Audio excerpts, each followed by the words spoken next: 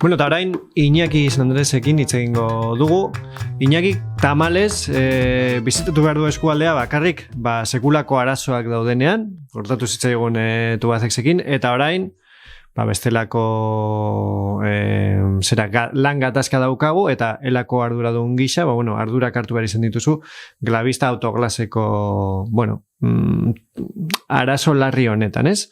Orduan, azteko galdetu nahi dizut, nola dagoen berez prozedura konkurtzala, zein momentuz, etan da dago, ezta? Bai, bere momentuan irailaren bukaeran administradore konkurtzalak sartu egin eban ere bat, langile guztien kaleraketa eskatzen zuen, eta hor legediak aukera bat usten dizu, non eskatu alduzula beste enpresa batzuk, talde enpresa bat esaten dana, parte hartzea prozedura hortan, eta baita ere informazio eskakizuna. Zer, hemen hasieratik ikusi duguna izan da, bai guardianek, bai parter taldeaek nahi zutena zan informazioa ez pasatzea, eta gu eskatu genuen, hor legedi konkurtsalaren 174. Eta 175. Artikuluak usten dizu aukera, eskatzeko, bai, enpresa batzuk parte hartzeko, eta baita ere, informazio eskaera. Eta orduan, informazio eskaera dela eta, epaitegiak erabaki duena izan da, dana eten egitea, zen hor daude 30 eguneko badago 30 eguneko epea negoziatzeko, eta hori momentu hontan etenda dago informazio guztia jaso arte. Claro, hemen informazio hori eskatzen ari zarete, nolabait elak eta oroar langilek badaukatelako susmo bat, susmo handia gainera, autoglas Glavistaren gainbehera, nolabait programatuta zegoela, ez? Alako trikimailu edo amarru finantzarioa izan dela, eta nolabait parter kapitalek hartu duela, hiltzailearen ardura, baina berez hori guztiaren egile intelektuala guardian izan dela, ez? Bai. Guk hori oso argi ikusten dugu, eta hori dela eta eskatu dugu informazio guztia. Hemen zer gertatzen da, bere garaian 2012 bai guardianek erabaki zuen, edo erabaki bat, zeukan, non langile asko kaleratu nahi zituen, eta batez be, sektore hau da, justo autogintzan dabilen sektorea. Hori txartu atera zitzaion, zeren greba mugabe bat luzatu zen, eta 50 piku egun greban egin ostean, akordio batera llegatu zen, non jendea gelditzen zala. Eta orduan, beraiek bilatu zuten zelan egin. Eta egin zuten izan zen, 2020an enpresa saldu zioten, inori ezer esan gabe, saldu zioten parter kapitali. Ez dugu aztu behar, parter kapital baita ere alkoan ibilitakoa dala, eta hor paitegiek esan dute egin zuten, kausa bera egin zuten, alkoa erosten, eta egin zuten erosketa txartu egin da zegoela, baita ere fraudulento izan zala, are gehiago, hor agertzen diren izen batzuk Interpol bilatuta daude. Eta claro, saldu edo eman edo ordaindu zion guardianek parter kapitali hori aurrera emoteko edo berarekin gelditzeko. Apur bat, bere erantzunkizunak entzen, eta parter kapitali eman zion hau egiteko. Hor, ikusten duguna da, behar berrezkoa izan zala parter egin dutena egiteko. Are gehiago, ja ikusten genuen orain dela urtebete hemen arazoak zeudela, eta bai enpresari, autoglasi baita parter taldeari eskatu genion informazio, luzatu genien informazio eskaera bat, non eskatzen genuena lehendabiziko gauza da zan zenolak, kontratua, beraien arteko kontratua. Zen, klaro, susmoa daukagu kontratu hori frauden egindakoa dala. ea zenolako alokairua ordaintzen zuen. Autoglasek ze alokairua ordaintzen zion guardiani. Eta olako gauza batzuk eskatu genituen. Ez ziguten inolako kasurik egin. Gauza bera eskatu diogu administrario konkurtsalari, martxoaldean, eskatu genion gauza bera. Ez digu ez eremon, berak esaten digunagatik, berak ez daukalako. Arrarua da, zeden batean, zara, danak kudeatu behar duzuna, eta ez daukazu iaia informaziorik. Eta hori bera, izan da, oin eskatu duguna erean. Zeren gure susmoa da. Alde batetik, salmenta egin zanean, txarto egin zala, oza, ez zen ordaindu hau eramateagatik, baizik eta gure susmoa da, kobratu egin zuela parterrek autoglasekin gelditzeko. Jakin badakigu, alokairua ez dela ordaindu inoiz, eta ez dugu astu behar, guardian hornitzailea dela, eta ez dakigu zenbat ordaindu duen. Zeren, konkurtsoa sartzen denean, jarri behar duzu zenolako akreedoreak dauden momentu hortan. Eta akreedorerik handiena, oza, autoglaseko akreedoririk handiena, guardian bera zen. Eta gero, argindarra guardianek ematen zion baita ere autoglasi. Osea, guk ikusten duguna da, artifizialki guardianek mantendu duela autoglas, bere errua saiesteko. Eta nolabait, guardianek eman dion azkenengo kolpea autoglasi, autoglas egun autoglas denari, izan da, balizko salmenta bat SRS-ean ustea, ez? Bai. A ber, horre paitegian, gertu zen erosle bat, eta erosle horrek egin zuena izan zen, eskaintza bat egin. Claro, eskaintza hortan, berak eskatzen zuena zen, nik lurraldeekin gelditu nahi dut, zeren bestela, etorkizunean, hemen gerta daiteke, nik botatzea.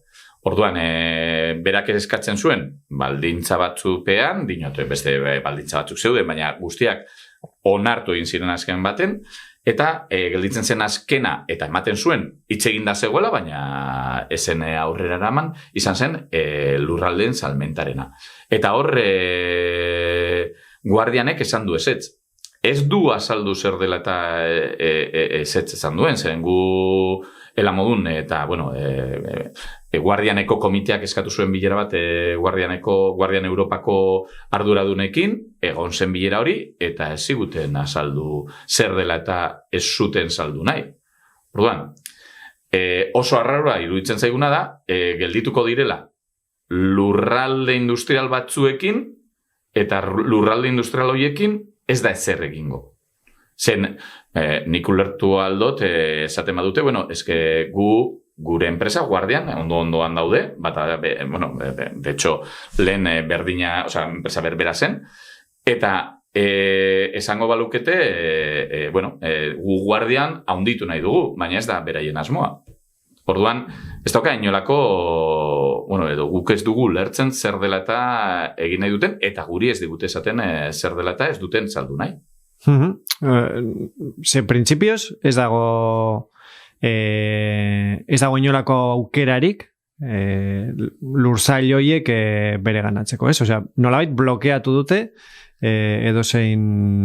blokeatu dute, beraiek dira beraiek dira lurralde horien jabeak, baina blokeatu dute gaur egun dauden negoziaketetan. Zen, aukera egon badago.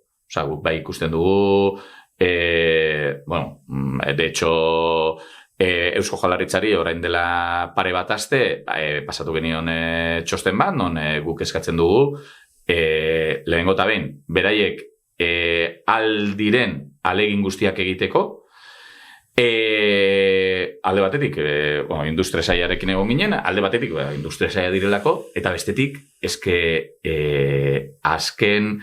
2008an eta 2021 bitartean 2 milioi terdi eman diote autoglasi. Orduan, guztion dirua zaindu behar dala.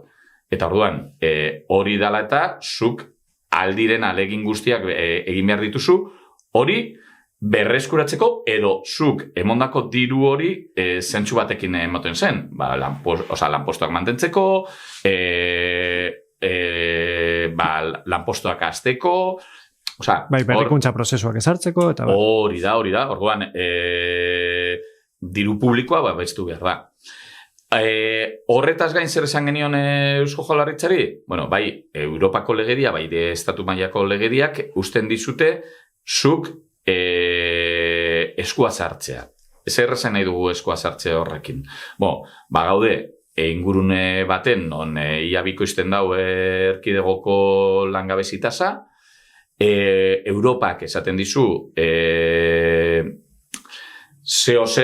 arazo orokor bat dagoenean leku baten, zuk inbertsioak egin ditzakezu eta gauzak egin ditzakezula, eta hori dela eta guk ikusten duguna da Eusko Jaurlaritzak hemen prozedura hortan sartu alda kapital moduan, jakin badakigu hori izango litzateke gaur egun Eusko Jaurlaritzak egiten duen diru publikoarekin egiten duenaren kontrakoa, zer gaur egun egiten dutena da, dirua, enpresak diruaz josten dituzte, baina inolako ardurarik gabe, inolako babesi gabe, orduan, guk esaten dioguna da, bai, alde batetik, zu sartu kudeaketa hontan, sartu alzara,